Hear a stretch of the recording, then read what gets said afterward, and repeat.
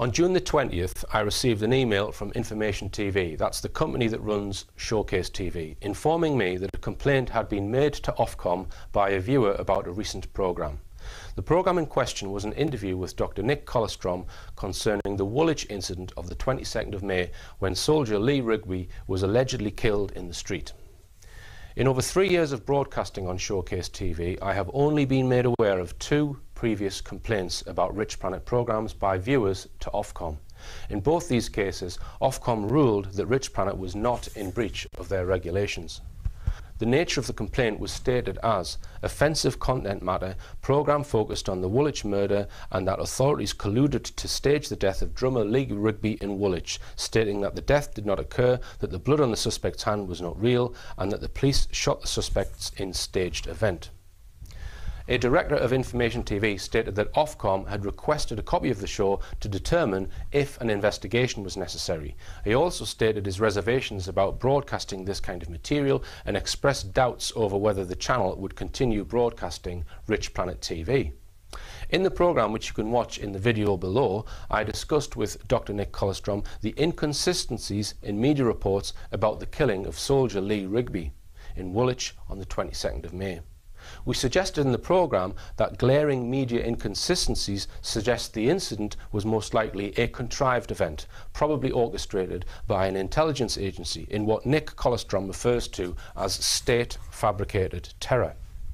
In the show, Nick compared this incident to previous incidents which he also believes were fabricated, such as the Boston bombings, Sandy Hook shootings and the London bombings.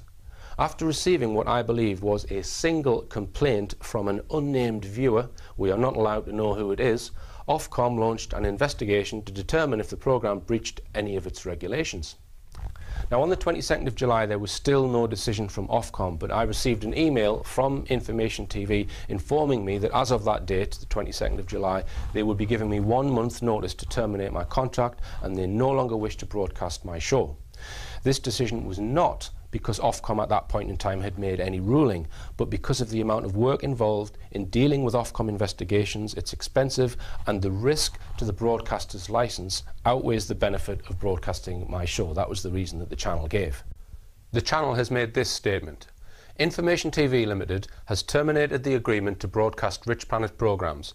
Fred Perkins, CEO of Information TV Limited, has told us, I'm sorry that for purely commercial reasons we can no longer continue to carry Richplanet programmes. We have been pleased to carry what have been a series of stimulating and thought-provoking material which clearly merit visibility. We've enjoyed working with Richplanet and happy that we have enabled Richplanet to achieve higher visibility through national broadcast TV. Broadcast television in the UK is, however, subject to strict regulatory control under a regime which has set the UK up as an exemplar of high standards. UK broadcast TV is admired worldwide. Richplanet's programmes are often understandably controversial. They sometimes push the boundaries of regulatory compliance to the limit. The regulator has to take up and investigate complaints from whatever source and apply the rules under which they are obliged to regulate channels. We cannot blame them for that, even if we may sometimes feel we are victims of unfairness. However, we, Information TV, are a small business.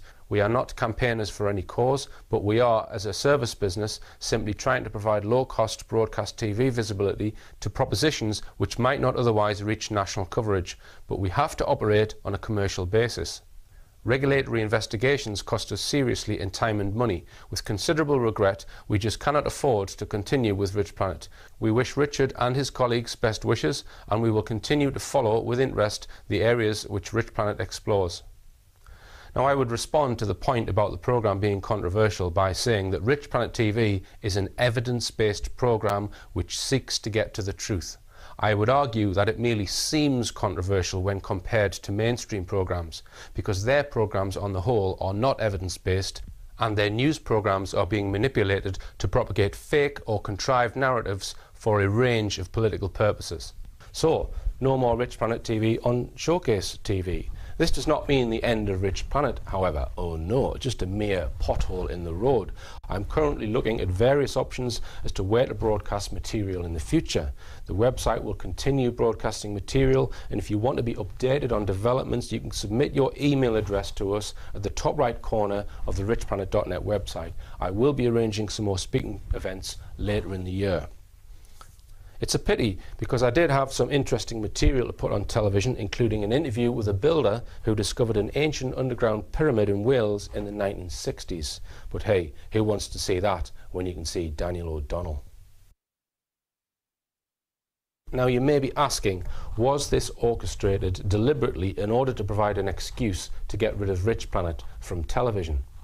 The answer is I don't really know, because as I said, I don't know who made the complaint, and I have not been party to any communications between the channel and Ofcom. If you want to watch the episode which lost us our contract, please watch the video below.